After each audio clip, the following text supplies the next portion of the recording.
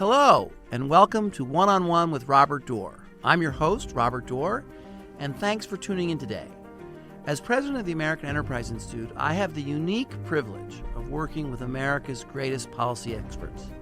These scholars focus on policy issues in the fields of education, economics, energy, foreign and defense, and so much more. Subscribe to this podcast for exclusive access to in-depth discussions on the most pressing policy issues. Together, with my guests, we'll challenge political preconceptions, explore innovative ideas, and create, I hope, a freer and safer world.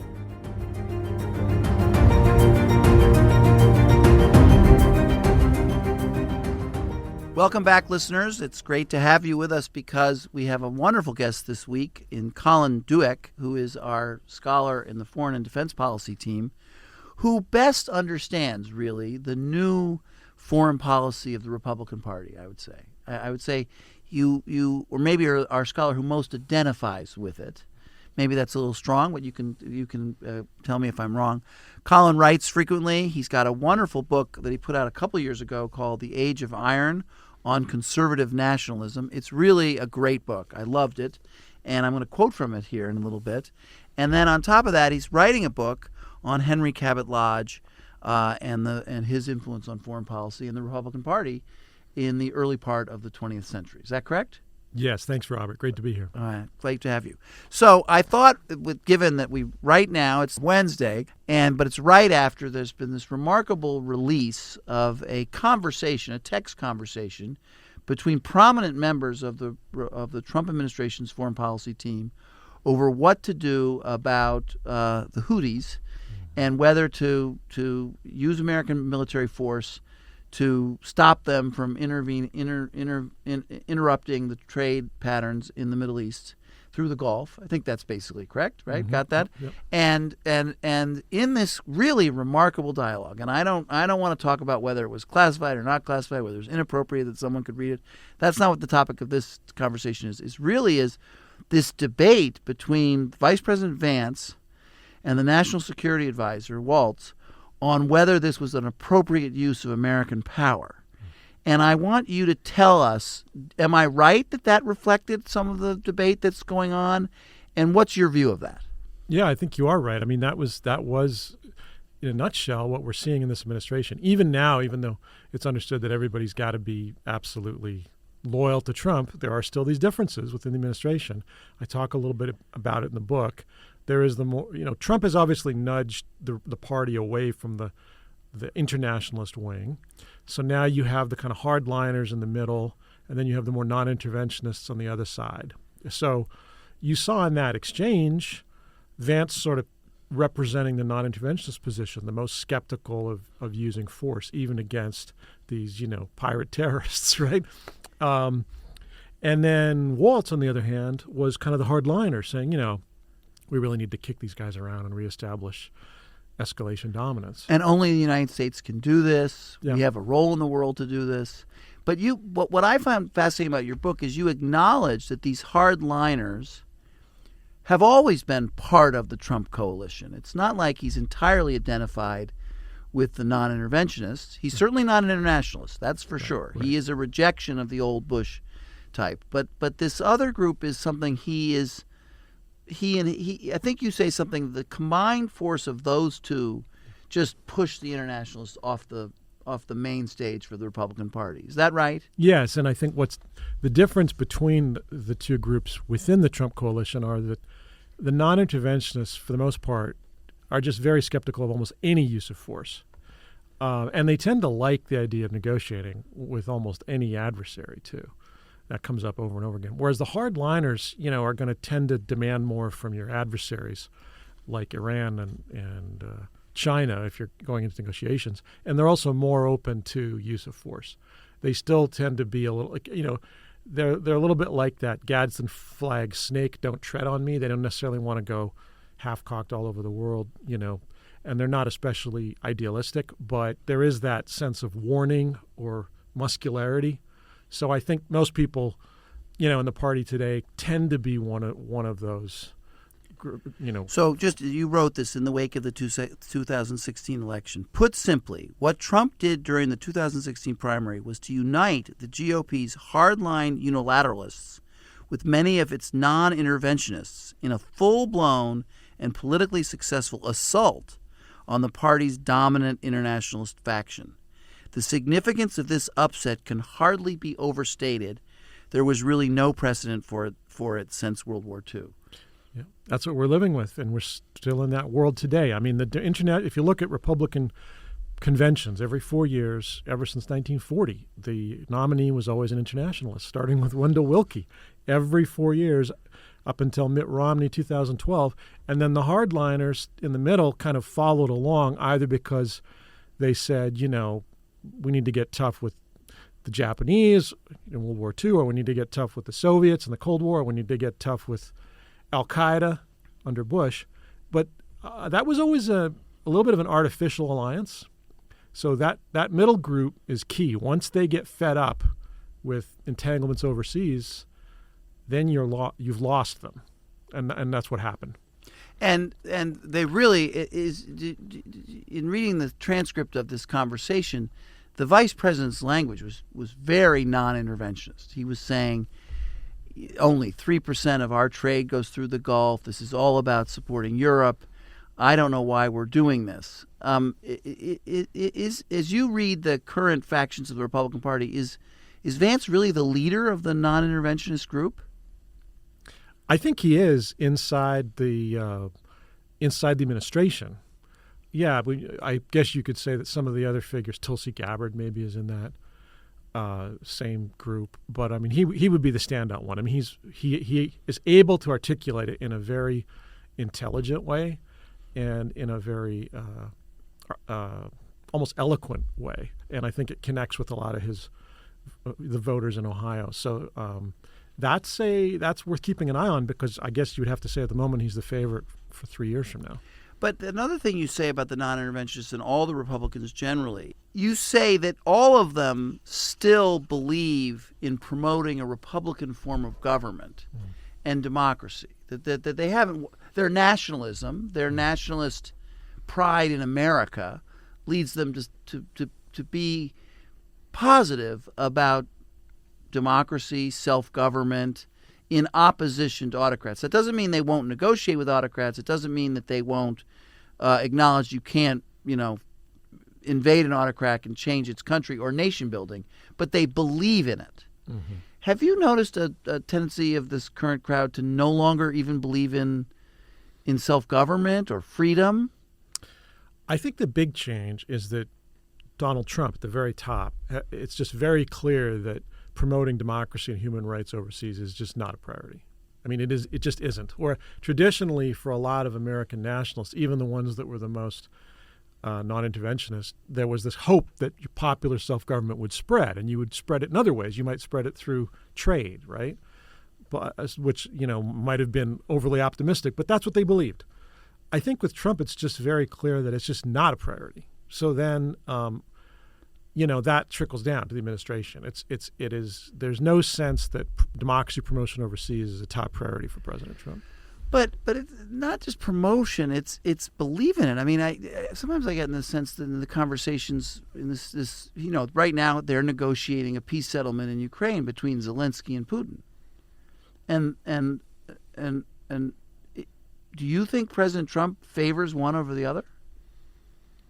I think when he looks at the world map, this is my sense of it, that he doesn't really divide countries according to democracy versus authoritarian. It's not that he supports authoritarians ideologically against democracies. He just looks at the world map and sees 200 countries, some more powerful than others. He respects powerful leaders. He has less respect for leaders that are less powerful. And he wants to cut deals. He wants stability. I do believe he actually hates wars overseas. I believe that's true about him, especially big wars. He wants to avoid them and see them wrapped up and resolved. But I think it's true he doesn't have any ideological commitment to democracies overseas. But I don't really buy this argument that he has some kind of therefore he has an ideological commitment to authoritarian leaders overseas, if you see what I mean. Mm-hmm. Yeah. But let me ask you from a standpoint of you personally. Let's say I identified you as someone who was an intellectual leader of the pushback against the internationalists in the Republican Party's foreign policy. Let's say I identified you that way. I think it's a fair way to identify you, which I'm proud of, and to have you at AEI. But does it undermine your argument when they appear to prefer autocrats and dictators over Democrats and self-government? Well, I mean... Or does it make you less comfortable to be in their company? Let's put it that way. I mean, even in that book, Age of Iron, I had several criticisms of Trump. Three, really. One was trade, another was alliances, and the third was leadership style. So, those were laid out in the first term. So I've never pretended that I agree with him on everything. Yeah. I actually am comfortable with an administration that says, look, we don't really believe that we can liberalize other countries by force. But I'm not comfortable with, off-the-cuff, flattering statements about what a great job dictators are doing inside their own dictatorships. I mean, it's just not necessary. Sometimes we need to talk to these people for practical reasons. That's foreign policy. But I don't see the need to praise them. So there's a long list of things that, put it this way, I have a lot of criticisms of this president's foreign policy. I could even go down the list, especially the way it's turning out this year. There's also, in a lot of ways, I think that the most overblown criticisms are really over the top. So for me, it's a mixed bag. Yeah. And just one more question on this, especially as it relates to Vice President Vance. I've been in gatherings with Vice President Vance, and he's known to say, and he said in the gatherings I've been at, I fought in the Iraq War. I fought in the 9/11 wars. That was a disaster. That didn't turn out well. We can't nation build. This thing in Ukraine looks like that to me. Do you think that analogy is correct? Well, the first part of that is fine. I mean, I respect that. Somebody who fought in Iraq and Afghanistan. I have students over the last 20 years, 25 years who say that exact thing to me. So I can respect that. But the second part doesn't necessarily follow. Therefore, disband NATO. It doesn't. The one doesn't follow from the other. It's like you're throwing out the baby with the bathwater. So that's the distinction I've been trying to make for years. Is you can say logically, Iraq was a mistake. You could actually say that, as I have, and then but that does not mean you want to dismantle U.S. alliances in really vital zones like Northeast Asia and Europe. Yeah. And what did you make of the disparagement of Europe in the conversation between the Trump administration officials, and what do you make of just the treatment of allies in the first few months of this second term for Trump? Well, I think on Europe, what's interesting is, I think European leaders are long since used to being insulted by Trump, so I'm not sure it has the same shock value, but I do think they have been shocked just the last few weeks by the sense that he really is interested in cutting a deal with Putin over Ukraine. And he's basically telling them, you're on your own. We're not going to make any security guarantees. That does seem to have people's attention. The Germans say they're stepping up, right? $1 trillion euros. Changing the Constitution. Yeah, lots of things. So let's hope that's, the problem with Europe, where I think the Trump team has a point, is a lot of it is words more than action over many years going back. But if this really is translated into action, then great. So is Trump rude? Yes, he is often very rude. This is understood after the last 10 years. But, he has got people's attention. And so I hope it doesn't mean that the alliance breaks down completely. But if he is able to catalyze serious European military buildup, then, that's good. Yeah, I think there is a silver lining to that. Yeah. And Europe does need to change and does need to step up, and maybe this is what they needed. I don't think we can really say much more about Ukraine and Russia right now because it's just so uncertain where it is. But I think it would be, if they freeze the line somewhere. There's been a line across Europe before, which we settled with without having to admit we liked it. Yeah. What's wrong with that? I actually think it's probably inevitable. Yeah. Yeah, we don't have to like it, Yeah, but we don't have to like it. But we don't. But that doesn't mean we can't fight another day. We can't live Sure. to. You know what President Kennedy said? It's a long twilight struggle. Right, exactly. And that's how I view the struggle with China. That's the big one. That's the big one. Yeah. Okay. All right. Well, we'll come back to that in a minute. But let's just you told me before we came on, started doing this discussion, and I didn't know. I'd forgotten maybe that you were born in Canada. But you're an American citizen now. Mm-hmm. You've written 3 parts: Part 1, Part 2, Part 3, reflections on President Trump and Canada. And what the heck is going on there? Yeah. Well, this is worse than the European case because here there's not much of an upside. So President Trump, as you know, has not only raised tariffs on Canada, which has triggered counter tariffs from Canada, but he has openly said one of the goals is to make Canada a 51st state.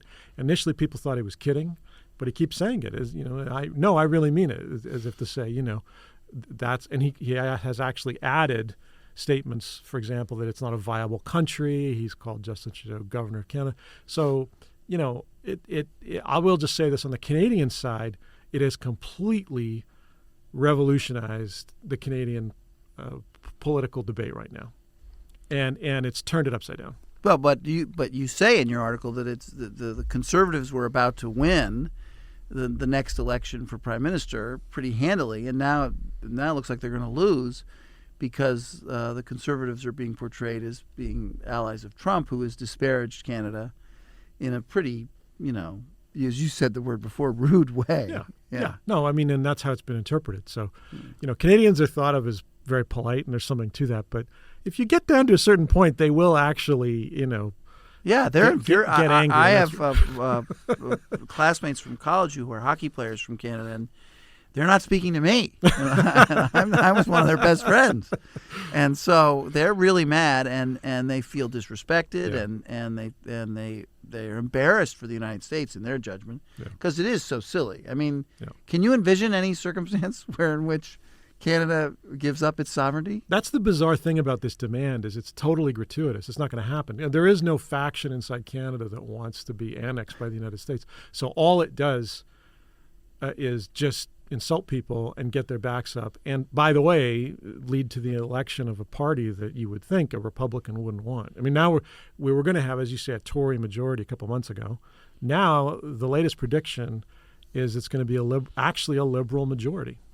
And on top of that, Canada is a healthy trading partner, and we're going to be harmed by retaliation from Canadian suppliers. Is that correct? Exactly. You go down the list: automobiles, even oil and gas, which there's a lower tariff, but that's significant. Timber, if you want to do home improvement, you're going to pay more for it, right? Minerals. It's all trolling. Well, and what's the point of it? Is there an audience in America that loves this? I guess there must be. I mean, it's got a bit of that kind of podcast, reality TV. No offense, but it's got a bit of that quality of sort of like what if you imagine people who are doing this, who are talking about how fun it is to make fun of Canada on their show. What's the gain? I mean, the president has said a half a dozen different things that he wants. So.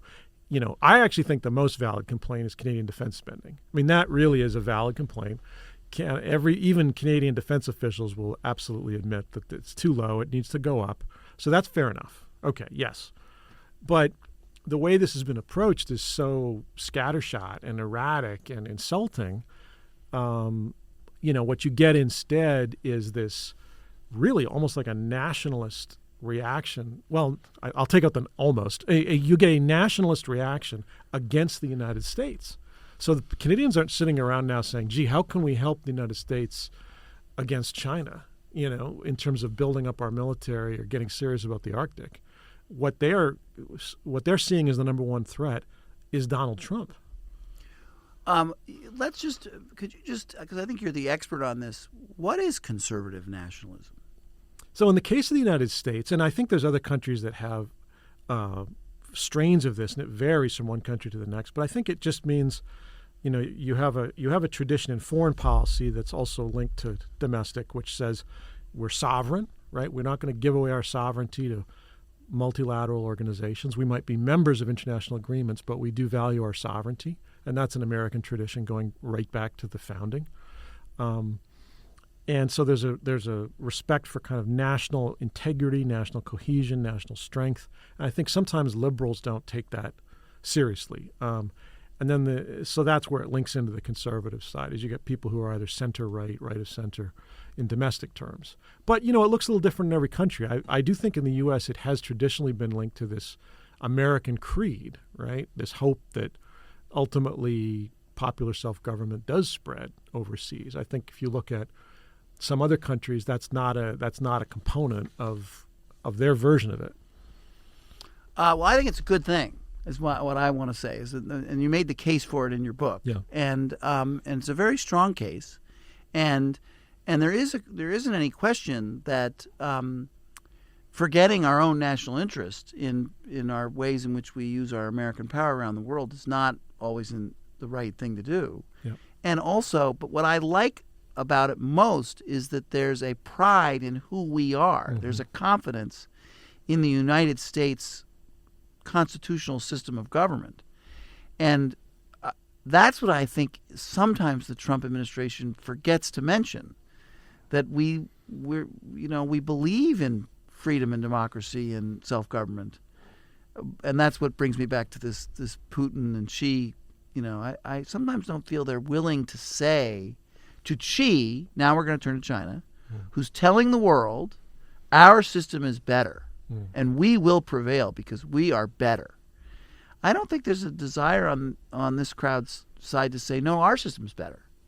Is that fair? Well, I mean, yeah, as far as it goes, I don't think that Trump has any interest in that sort of No, it's dialogue. not the way he thinks. It's more of a businessman's, let's cut deals. But I will say in defense of this administration on the point about democracy and constitutionalism, I think that the people in this administration really believe, and I think they have a point here, that in 2025, one of the things that's different from, say, 1985 is that you had a kind of left-of-center capture of most elite institutions, which was not the case when Reagan was president, and that, that has to be rolled back, right? So Reagan's America is not today's America.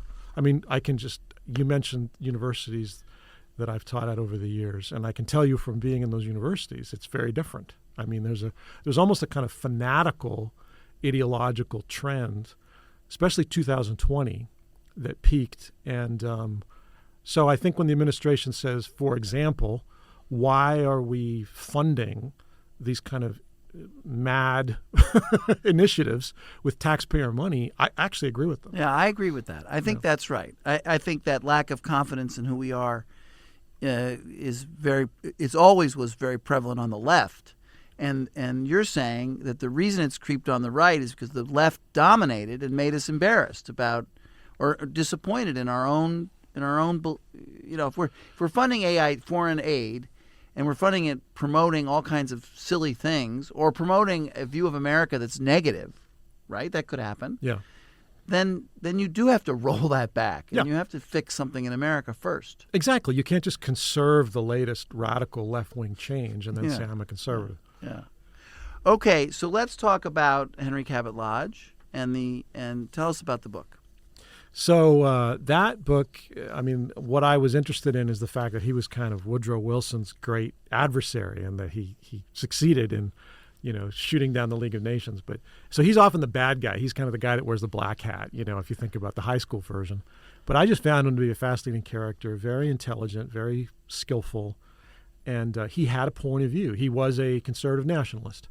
And it wasn't the strictly isolationist kind, whatever you want to call it. He actually believed in something like NATO 30 years early. He wanted an alliance with Britain and France to deter Germany in 1920. Mm-hmm. And Wilson refused. What Wilson wanted was all or nothing. Either Wilson got his full-blown League of Nations with no compromise or nothing. So what he got was nothing. But Lodge was not some dumb obstructionist at all. He actually was. I think he had better instincts than Wilson. So the indictment of Lodge is that he prevented American involvement in Europe in the post-World War I period, the 20s, and 30s by saying no, and by also insisting that they pay their debts. And isn't that correct? Well, Republican administrations like Harding and Coolidge absolutely insisted squeezed on that. them. Yeah. And that led to was Lodge also a protectionist? Yes. So then you had Smoot-Hawley and the trade that led to instability in Europe and the rise of an angry, ferocious Germany, and brought on World War II. And your book is making the case that, well, hold on there, that's a caricature, and really it was the overreach of Wilson and the failure to recognize that Lodge had a middle ground or somewhere that could have worked it out. That that's good. I can't wait to read it. Exactly, that is my argument. Yes. Yeah. And now, can we just do one last thing? He was Henry Cabot Lodge. Yes. And so, can you explain to us the origin of the Cabots only talk to the Lodges and the Lodges only talk to God? Right. Is that right? Yes, and so these two families were both prominent Boston Brahmin families in the 1800s. Upper crust, inherited wealth. Shipping was actually where they made their money, including the China trade, actually. Harvard. They typically went to Harvard. The Delanos were also involved in the China trade. Oh, is that right? Franklin Roosevelt's mother's family. Okay, yeah. She went to China on a sailing boat before she was 12. Oh, really? Sarah Delano. That's great. Fascinating. Okay. So, yeah, those two. In fact, the Cabots were the more prominent. The Lodges were less so. The Cabots were the better known of the two families before Lodge himself launched his career. And they intermarried, I yes, presume. So exactly. he had Cabots and Lodges. That's right. In his family. Yep. Yeah. And this is where does this guy relate to the guy that campaigned against Jack Kennedy in the? He's his grandfather. He's the grandfather. Yeah, and they were very affectionate relations. In fact, Lodge lived long enough to see his grandson, Henry Cabot Lodge Jr., grow up into his 20s and go to Harvard, and it turned out that he was very proud of him, and he would point out the fact that he was going to inherit all the books in his library, and there was you could see the way they talked about each other. It was very affectionate. Is it a full biography or just a foreign policy book? Oh, it's a full biography. That's great. Yeah. And where are you? It is not entirely done. I would say it's majority done, but it's a bit of a doorstop. And there's been a biography of him before. Yeah, the last one was in the 50s. It's not bad, but one of the things that motivated me is it's been a long time, and I had some issues with that biography. Is there some new material? I would say that the primary sources are all out there. Yeah. But the question is how you interpret them, and I haven't seen a biography of Lodge that, to my satisfaction, kind of does justice to his whole life and career. So that's what I was aiming at, and also to write it for our times. Yeah. Because, here we are, we're talking about, Trump and the new Republican Party and protectionism, and you could mention immigration, by the way. Right. Really, in some ways, it's going back to the Lodge Republican Party from, 1890s, 1920s. So I think there's a lot of lessons there. One of the fascinating things about the Lodge-Kennedy race for Senate was that they both competed for the Joe McCarthy blue-collar populist vote. Where was this older Henry Cabot Lodge? Was he able to get the Tory patriots? So Lodge Sr. figured out pretty fast. He first ran for the House in the 1880s. In fact, he was at the state level even before that. He figured out pretty fast that in order to build his support out from this very narrow upper-class constituency to connect with working-class voters, places like Lynn that were, shoe manufacturing, right, near Boston, he was going to have to emphasize protective tariffs, which they liked, restriction of immigration, which they liked, and then add to that the things that really mattered to him, like a strong Navy and kind of a robust foreign policy. So it was that sense of American nationalism at that time that the Republican Party... Maybe Manifest Destiny, too, and the greatness of America. He actually gave a speech about the need to annex Canada. Yeah. So despite being as blue blood as you can get, he had great appeal to a working-class populist. He did. He actually never lost an election once he first got into the House. And there were certain groups he's never, the Irish Catholics were going to vote Democrat. They're not going to vote for Lodge, right, or for the Republican Party. And so he had to. That was an interesting story too, because he had to figure out how to speak respectfully of Irish Catholic voters in Massachusetts, because there's too many of them. Yeah. Right. So you could be for immigration restriction, but you better be careful how you talk about the Irish. Yeah. Yeah. So we had an occasion the other day to interview in front of an audience Secretary Burgum, and Secretary Burgum, the Interior Secretary, former governor of North Dakota, and his big project before he came into the administration, when he was governor, one of his big projects was the building of the Teddy Roosevelt Museum and Library in North Dakota. And it's a beautiful project, and I'm very aware of it. I've been fully briefed on it, and I admire it greatly. But I have this deep regret about this interview I did with him, because he is a great admirer of Teddy Roosevelt, and that's why he has been the chief proponent of this great museum. And I failed to ask him a simple sort of 11th grade history exam question. President Donald Trump, President Theodore Roosevelt, discuss. Yeah. What would you say to that? What would you say if I asked you that? Well, because they're both nationalists. Yeah. There are some huge differences in terms of character, personality. I mean, I wouldn't put Trump on Mount Rushmore, put it that way. But there are some similarities. I think, for example, Teddy Roosevelt, by the end of his presidency, was downright hated by the old guard of the Republican Party. So that's a similarity. Yeah. Right? They each really had a base of support, popular support, that was rock solid, and the establishment truly despised them, and they had that kind of charisma. There is a similarity. So you often write in the book, you often cite Walter Russell Mead's use of the phrase Jacksonian foreign policy.